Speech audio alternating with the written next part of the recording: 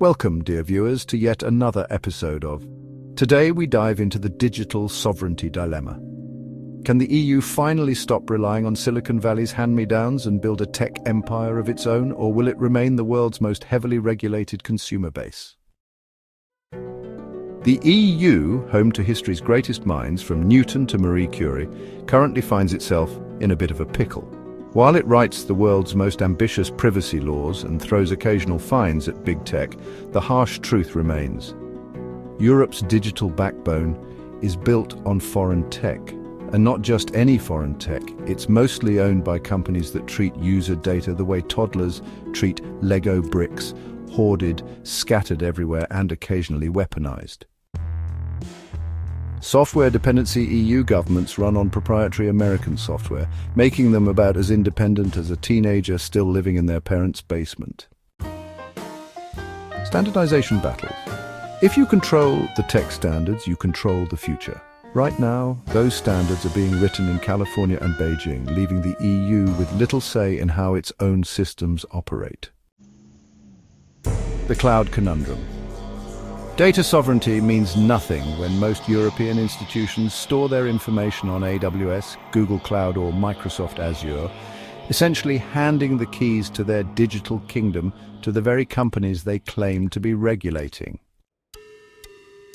But fear not, Europe isn't just sitting around sipping espresso while the digital world passes it by. There are some bold initiatives underway. Gaia X, the EU's homegrown alternative to big tech cloud services. A noble attempt at reclaiming data independence, assuming it doesn't collapse under the weight of bureaucracy before it even takes off. The European Processor Initiative, because building your own microprocessors is the only way to ensure that your government isn't running on the same chips as a TikTok influencer's ring light.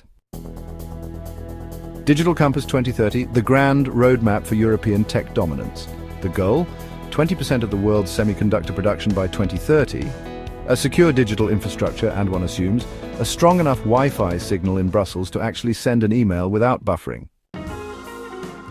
Warning, too much regulation may cause severe innovation shortages. Take the Schrems II ruling, a legal victory for privacy advocates, but a logistical nightmare for businesses trying to transfer data between Europe and the US. Essentially, the EU told American companies, "We don't trust you with our data," and then immediately turned around and realized they didn't have many alternatives. Will Europe succeed in this digital revolution? Or will it forever be caught between Silicon Valley's algorithms and Beijing's cyber strategies?